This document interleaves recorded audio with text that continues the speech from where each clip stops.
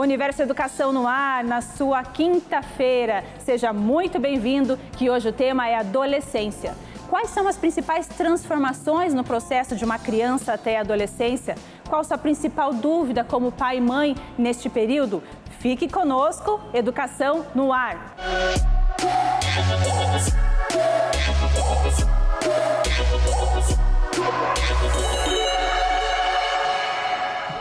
Se você tem criança em casa, ainda tem um tempinho para se preparar. Mas se você já tem jovens crescidinhos, fique conosco, vamos falar sobre adolescência no Universo Educação, este programa que foi pensado para ajudar as famílias, pais, mães, avós, todos aqueles que têm acesso a crianças ou jovens e que precisam participar do processo educativo. Hoje aqui comigo, para nos ajudar a entender melhor esse universo, dois gigantes no assunto. Aqui nos estúdios da TV Evangelizar, minha amiga, minha professora, Suiane Tolentino. Suiane, seja muito bem-vinda. Obrigada, Carol, pelo convite. É uma honra poder estar aqui com você. A Suiane, que entre tantas cadeiras que ocupa como educadora, diretora de curso universitário, a que mais me impressiona é a cadeira de mãe de 3 adolescentes. A gente já vai saber mais como que funciona essa história, né, Suiane? E conosco, direto de Santa Maria, Rio Grande do Sul, nosso querido professor e educador Betover dos Santos, seja muito bem-vindo, é vice-diretor do Colégio Marista, São José da Barra, e também educador, né, Betover? Exatamente. Uma boa tarde a todos, boa tarde, Carol, boa tarde, Suiane. É uma alegria a gente poder compartilhar um tema tão desafiador num contexto de pandemia, onde as mudanças que acontecem na vida de um adolescente, na vida da família, na vida da escola, são tão significativas. Então, creio que vai ser um momento muito oportuno de partilha e principalmente de troca de conhecimento. Uma alegria poder estar com vocês. Que bom, que bom. E pra gente ir aquecendo aí, né, eu queria trazer uma frase que adolescente gosta de falar. Vocês não respeitam os meus direitos, vocês não conseguem me entender, nós somos incompreendidos, né? Geralmente a gente escuta muito isso dos jovens. E aí, Suiane, eu preciso começar com você, porque mãe de 3 adolescentes, primeiro, como que faz para não surtar, né? Tendo 3 adolescentes em casa. Na verdade, eu acho que tudo depende do lugar que a gente se coloca e da forma como a gente vai ver o outro, né? Entender e respeitar aquele momento de vida pelo qual a gente também já passou é muito importante. E eu acho que, sobretudo, a gente tem que pensar aquilo que a gente espera e aquilo que ele quer, né? E que a vontade dele muitas vezes não é a nossa. Então, quando a gente respeita, né, essa criança, esse adolescente, às vezes a gente vê sempre como criança e talvez esse seja um problema, porque daí a gente não respeita aquilo que eles pensam.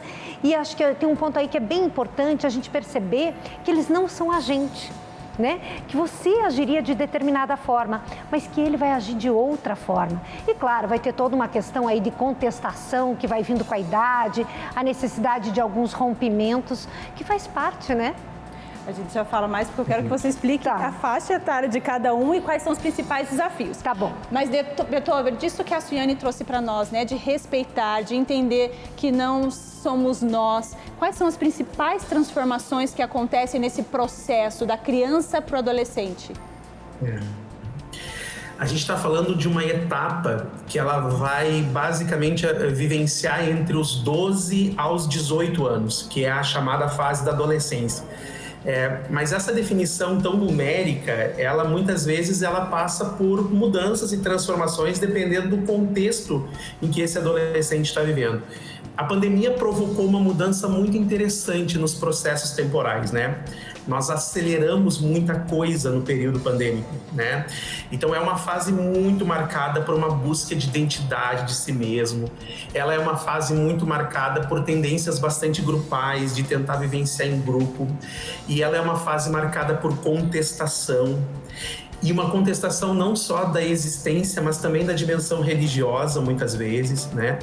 E é uma fase muito marcada pela busca de afirmação existencial, porque tu estás numa fase de transição, é uma transitoriedade, que não é mais a infância, não é a vida adulta ainda. Então é aquela pergunta assim, da onde a gente está? Qual é o meu lugar de fala nesse contexto? E isso que a Suiane traz, esse olhar, ele me remete a um conceito que é muito próprio dessa fase, que é esse dualismo existente entre imaginação e emoção. Eu até fui buscar um texto que eu particularmente gosto bastante do Hall, e ele vai dizer assim: o adolescente ele vive esse dualismo entre a emoção e a imaginação. Por quê? Porque ele vive intensamente aquilo que ele está colocado, a família, os amigos, mas ele imagina, ele quer estar, ele está construindo o futuro, sabe? Sim. Então é uma fase muito interessante em que nesses 2 anos de pandemia passou por um processo de transformação muito rápida.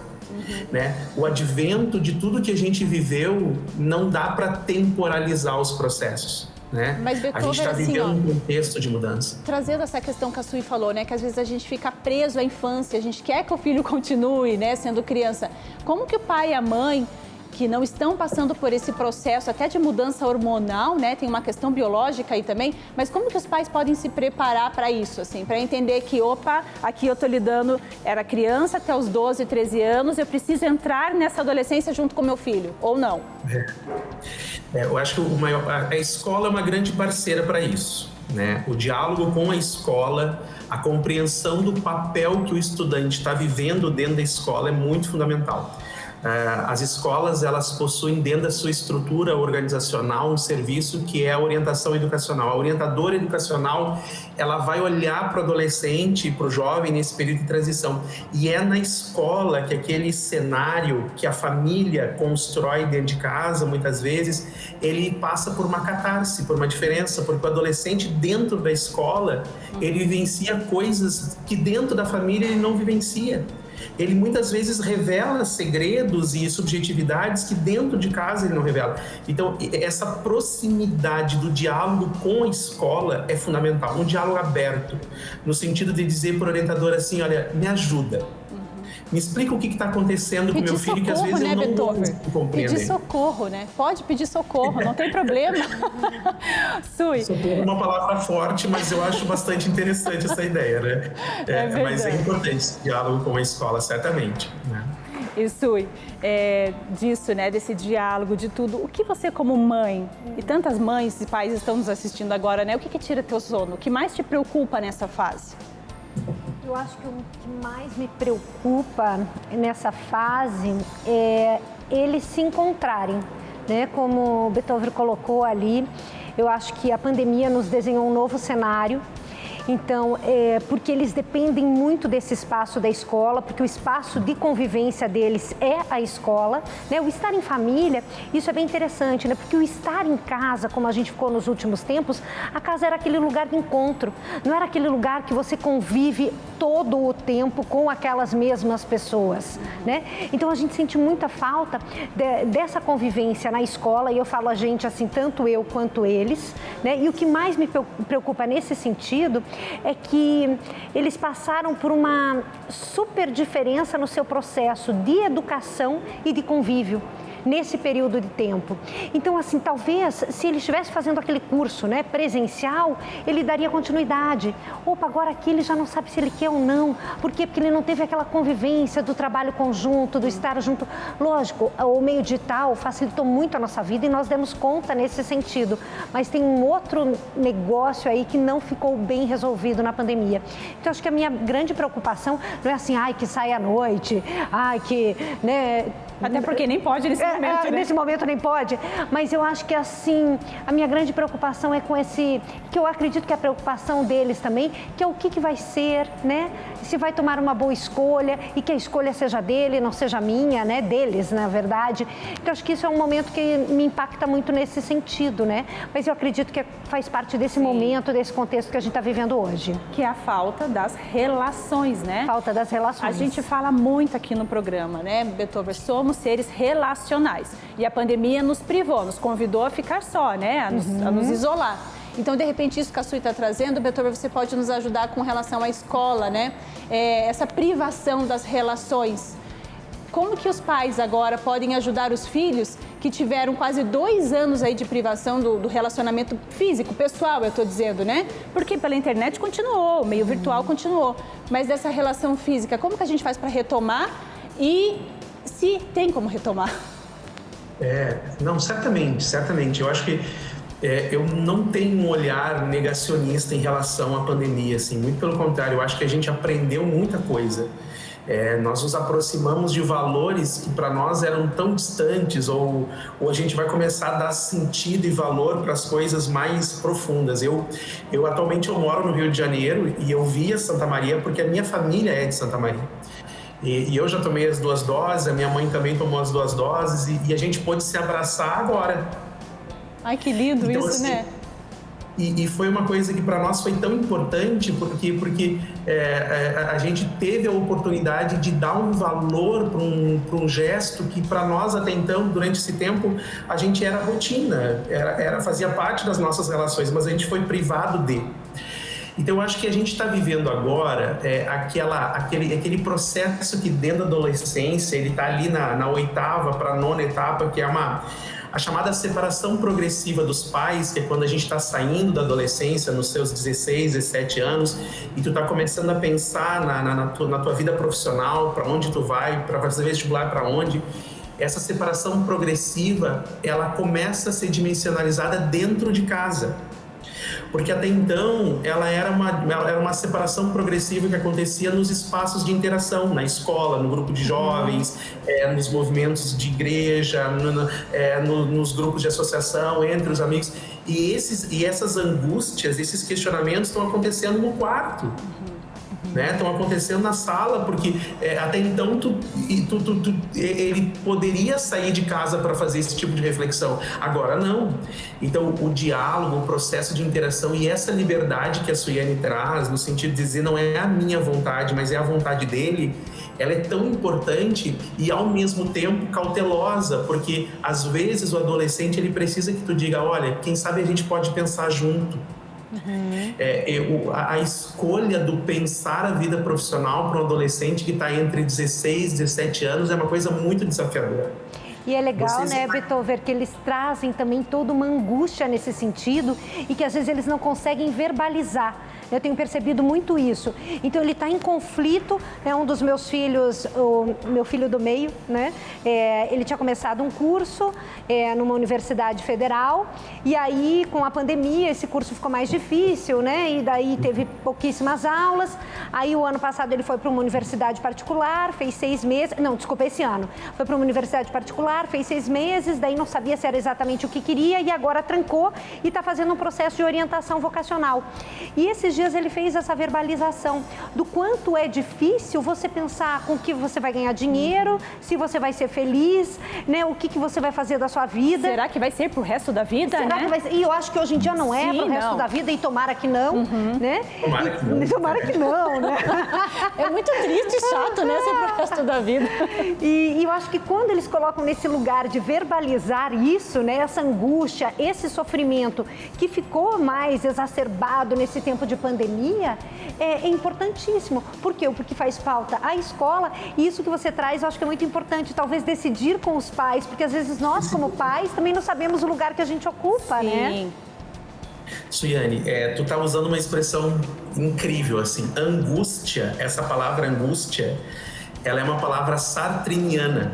O Jean-Paul Sartre, que é um teórico existencialista, ele, numa das teorias dele, ele vai dizer que a gente sente uma angústia dentro da gente quando a gente não sabe, quando a gente vai ter que deliberar sobre A ou B, e aí a gente delibera sobre A. Mas a gente nunca vai saber o que foi da nossa escolha ou da nossa vida se nós estivéssemos escolhido por B. Basicamente é isso. E ele vai dizer que o não saber o que teria sido da nossa vida se tivéssemos escolhido B nos gera uma angústia. Angústia é não saber. Angústia é uma ausência de significado que está ali dentro. E para alguns isso gera sofrimento, para outros isso é natural, para outros desafia. Então, essa angústia, ela é muito própria do adolescente, porque ele muitas vezes ele vivencia esse processo de escolha. E eu estava pensando justamente na tua história, porque pelo que eu soube aqui no passado anteriormente, tu tens 3 filhos, um de 16, um de 18 e um de 20 anos, Isso. né?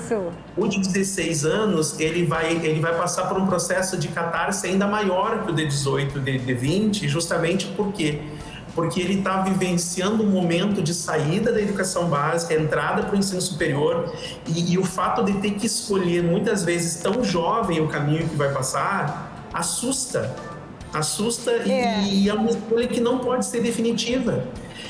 Nós vamos viver agora, nos próximos anos, uma mudança para o ano que vem já, 2022, a gente vai vivenciar a mudança do ensino médio no Brasil. O Brasil vai passar por uma estrutura nova de educação básica, onde o adolescente vai entrar no primeiro ano e ele vai seguir um itinerário formativo. Vocês não imaginam o desafio que as escolas públicas e privadas terão, e as famílias também em suas mãos, para ajudar um adolescente no primeiro ano do ensino médio, que é na faixa dos 15 para os 16, a orientar ele nessa escolha da área do conhecimento. Sim, Betover, a gente pode só fazer um intervalinho para você continuar falando dessa mudança no próximo bloco? Porque eu acho tão importante a gente não parar isso e ter continuidade, e a gente precisa fazer um intervalinho, tá? Só um minutinho. Resgatando aqui a questão da angústia, eu acho que a angústia, quando a Suiane trouxe, é do jovem, do adolescente, mas é da família também, né? Da família, da sociedade como um todo, de poder tentar ajudar. E para a gente tentar ajudar, a gente precisa assistir o segundo bloco, que está muito bom também. Você fica comigo, porque eu já volto.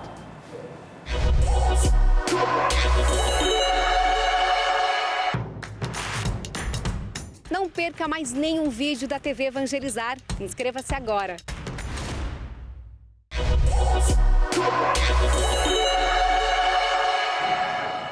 Estamos de volta ao Universo Educação no ar com um tema muito interessante, adolescência. Eu acho que os pais e os familiares aí em casa já estão respirando um pouquinho mais tranquilos, porque os nossos convidados já puderam nos ajudar, que esse momento é realmente desafiador. Você tem gostado dos nossos programas? Quer enviar alguma sugestão de algum contratempo que está acontecendo na sua casa? Então mande um e-mail para nós, universoeducação@evangelizaraepreciso.com.br. A gente está louco para saber das suas dicas e das suas sugestões. Bom, voltando para cá então, Suiane e Betover comigo, mais uma vez muito obrigada. Suiane, que é o nosso case vivo aí, 3 adolescentes em casa. Sim. E Betover, educador, nos ajudando a entender este momento, né? Vamos voltar então, Betover, você estava falando para nós que em 2022 nós vamos ter uma mudança no ensino médio. O que isso impacta para as famílias e para as escolas? Muito. É uma mudança que já estava prevista há algum tempo na educação brasileira pela aprovação da Lei do Novo Ensino Médio.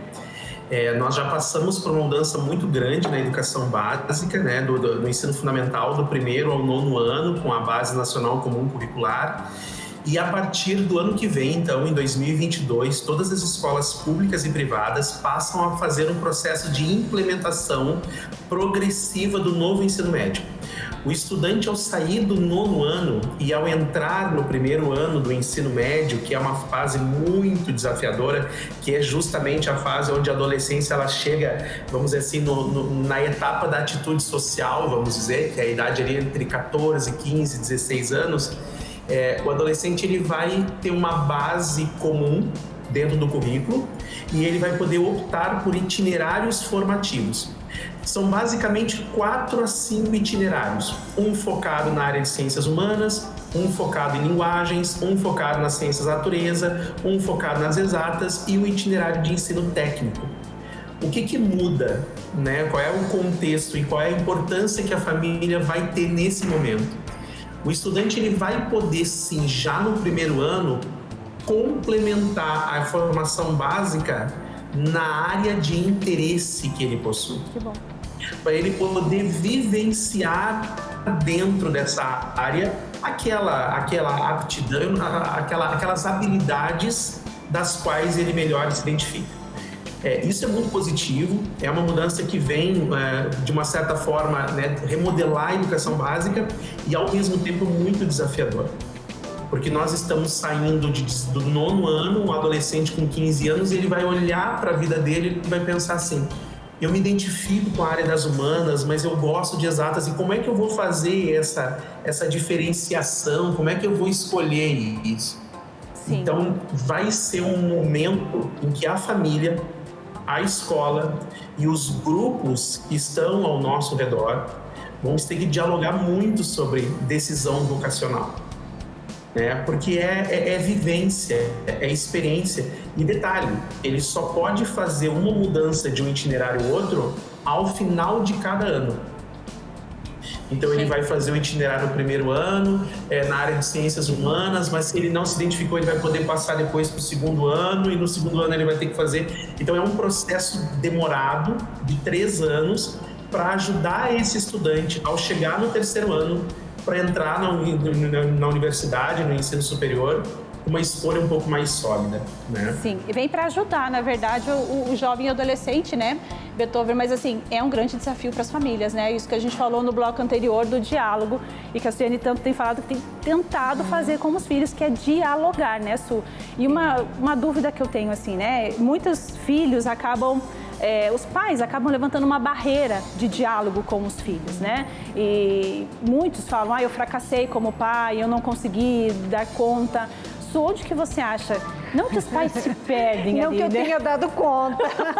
Não que você tenha dado conta, mas assim, qual que é a sua experiência? O que você tem vivenciado nesse sentido de não criar barreiras, né?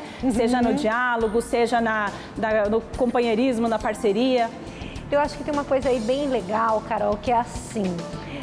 você pensar que aquele jovem, ele não vai ser aquilo que você quer, ele vai ser aquilo que ele quer, né? E você tem que possibilitar isso. Esse lugar de escuta, eu acho que ele não é fácil, né? Mesmo porque filho não vem com manual, né? Como você colocou ali, eu tenho 3 filhos, né? Um tem 20, um tem 18, então um já não é mais jovem, é um pós-jovem, né? Mas continua sendo jovem, né? Porque essas idades assim não são tão marcadas.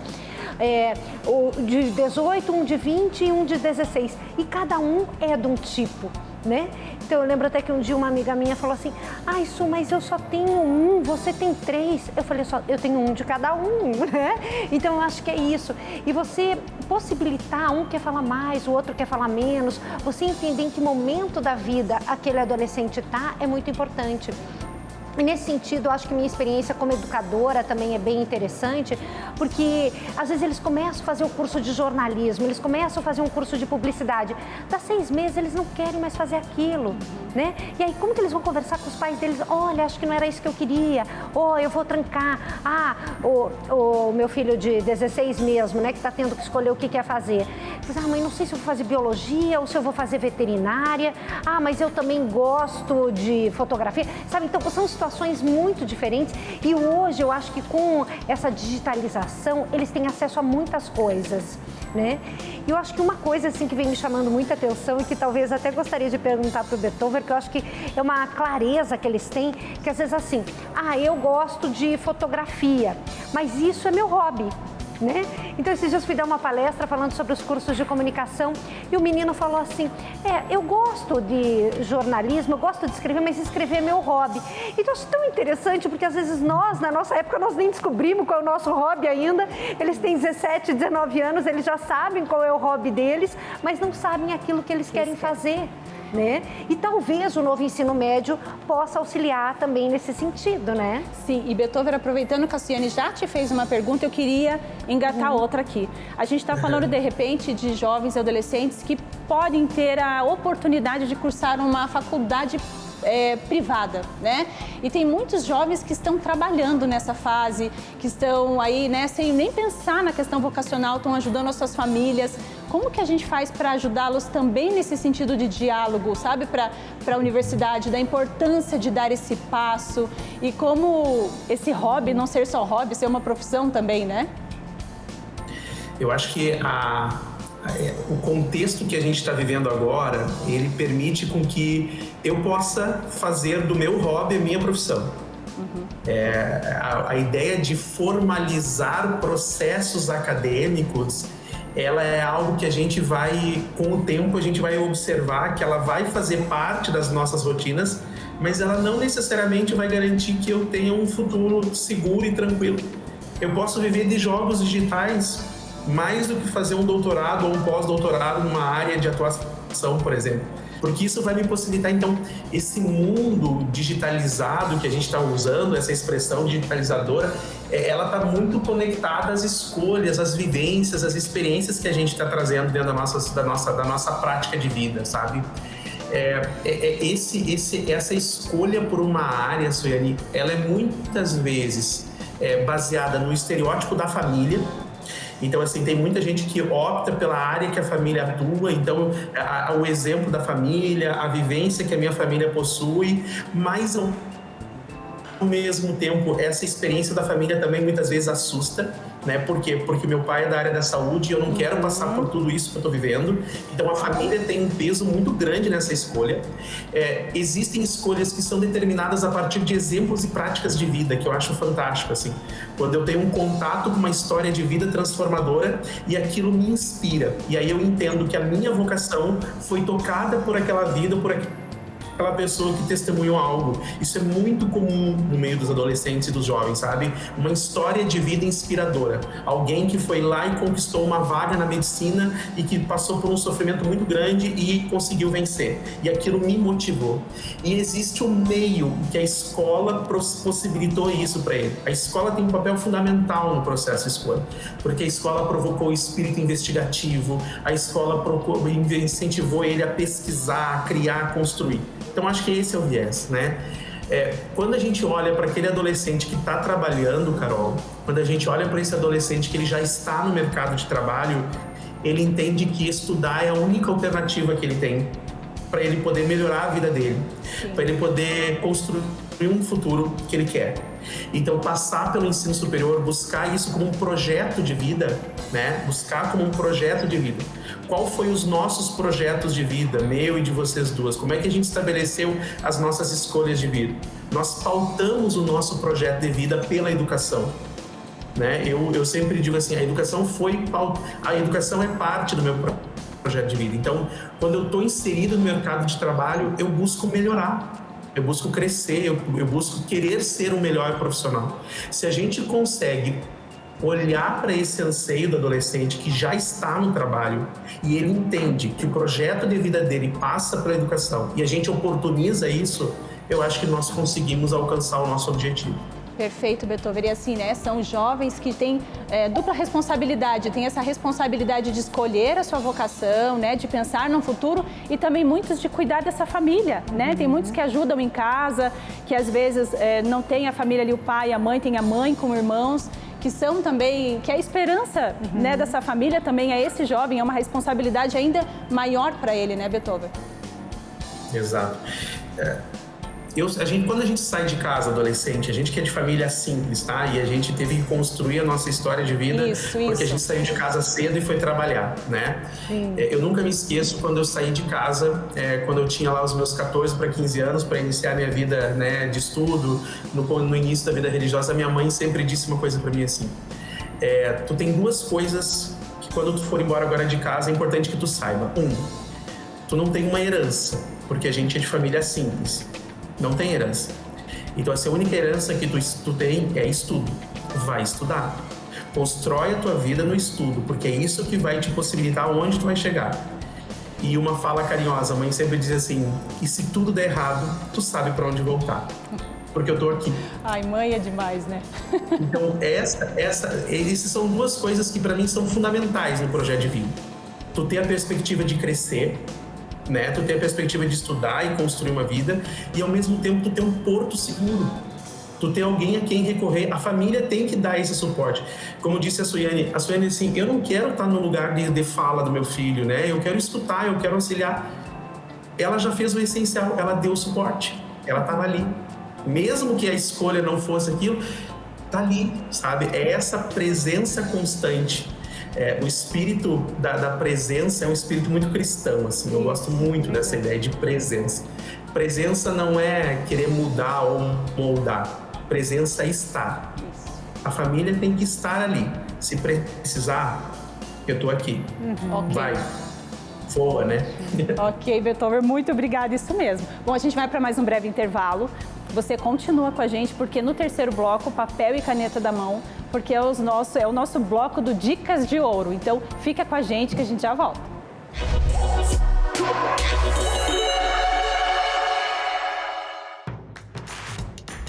Não perca mais os vídeos da TV Evangelizar. Inscreva-se já.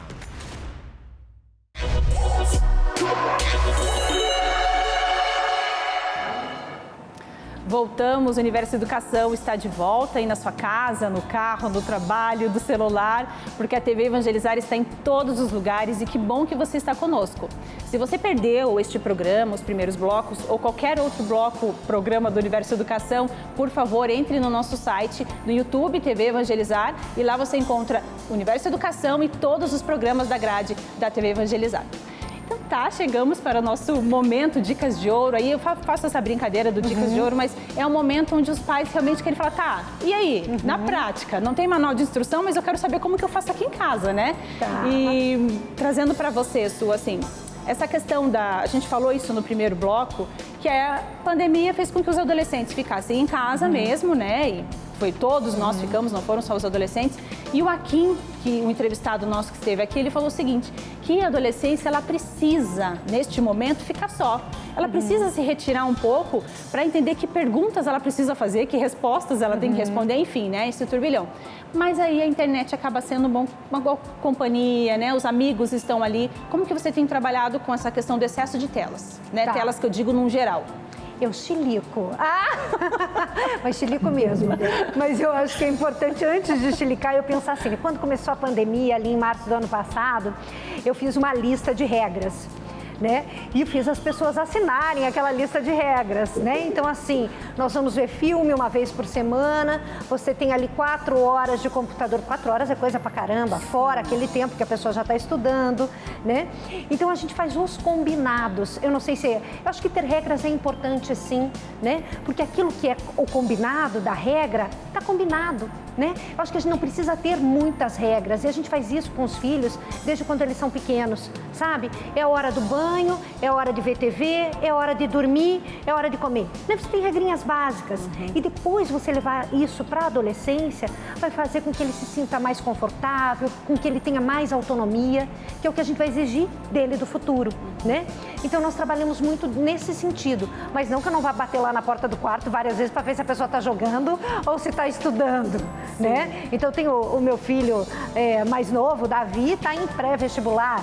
Então ele está no terceirão, então várias vezes eu bato lá, tô ouvindo muita falação e às vezes eu penso assim, meu Deus, o que essas pessoas todas estão dentro da minha casa, né, que são os amigos, né? Ontem mesmo o Kim deixou o videogame ligado, acho que era do videogame, né? Eles estavam conversando lá, só que ele não estava. Eu comecei a ouvir voz no quarto e falei assim, meu Deus, o que é isso? Por que essas pessoas estão dentro da minha casa, né? Mas eu acho que esse combinado é muito importante. E a gente sempre tem muito isso, acho que não só em relação às telas, mas em relação à vida. Eu acho que a gente cria humanos, né? Então, eles não vieram com manual. Eu não sei exatamente se eu estou fazendo certo ou errado, mas eu estou fazendo o melhor que eu consigo. E quando a gente se coloca nesse lugar, é muito legal, né? Porque eu, como mãe, gente, eu também não sei se é assim. Às vezes eu falo, gente, eu não sei se é assim, eu estou achando que é, então vamos nessa. Eu estou fazendo o meu melhor, eu estou fazendo o meu melhor. Então, acho que isso é muito legal. Esse combinado é legal, eu gostei disso. E a gente daí também se cobra menos. E fazer eles assinarem no sentido de compromisso, né? Assim, ok, a gente fez esse combinado, mas assina aí, porque você vai ser cobrado por isso também, né? Sim, é importantíssimo, porque daí a família funciona. Legal. E quando a gente tá falando, né, como vocês colocaram, eu tenho 3, mais meu marido, né, que a gente trabalha muito juntos nesse processo. O André, tem que mandar um abraço pro André. É interessantíssimo, porque assim, daí a coisa funciona, né? Se você, a mesma coisa assim, vamos pra escola. Tá, a gente ia em 3 pra escola, né? E eu também ia junto pro trabalho. Quando você tem que ficar esperando é muito chato. Porque aquele lá, ele tá fugindo do combinado. E daí você vai estressada no trânsito e talvez o outro chegue atrasado. Então, quando você faz esses combinados familiares, seja da tela, seja da hora do almoço, seja da hora do jantar, do chegar junto, né, pra sair, eu acho que isso é muito importante, né? Pelo menos a gente tenta. Tenta, mas tá dando certo, né, Beethoven? E aí nas escolas, como que a gente faz na escola?